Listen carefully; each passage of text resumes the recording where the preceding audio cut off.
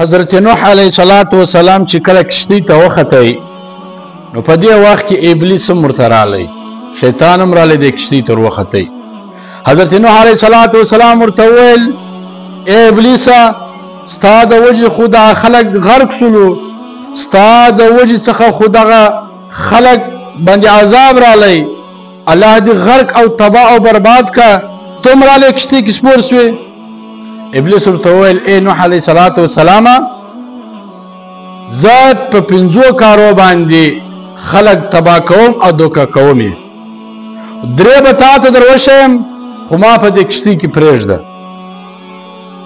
الله جل جلاله حضرت نوح علیه السلام ته وحی را نازلې کړې، ورته ویل ای نوح علیه السلام دا ابلیس شیطان ده، اوس هم تا سره چل کوي، اوس هم تا ته دوکه درکوي.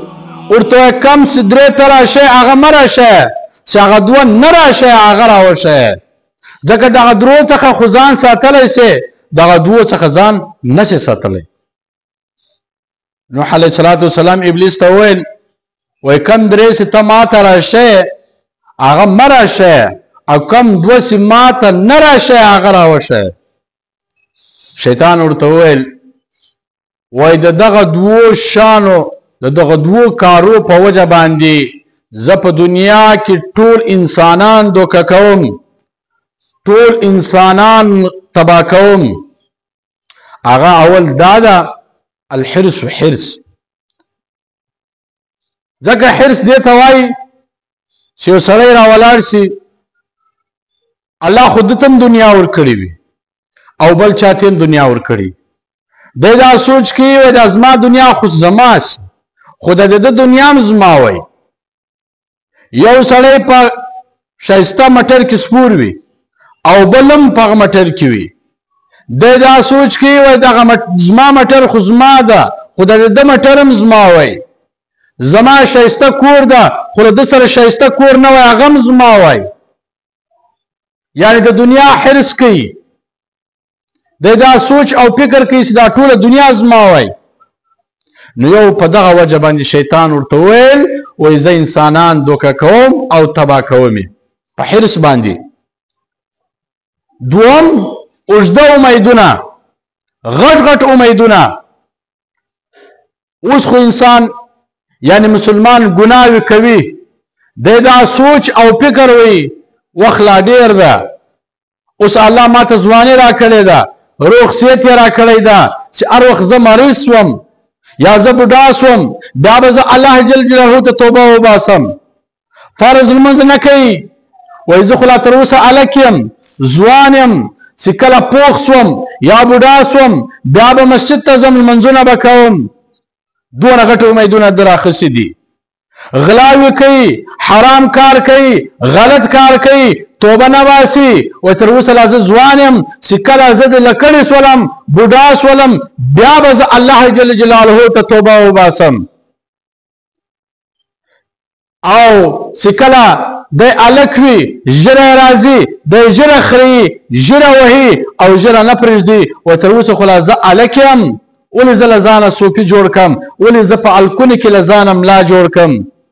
چې کله پوخ عمر ته ورسېدلم یا بوډا شولم بیا به ژیره پرېږدم، بیا به ګناهونه پرېږدم. چې کله بوډا شولم بیا به زه توبه وباسم.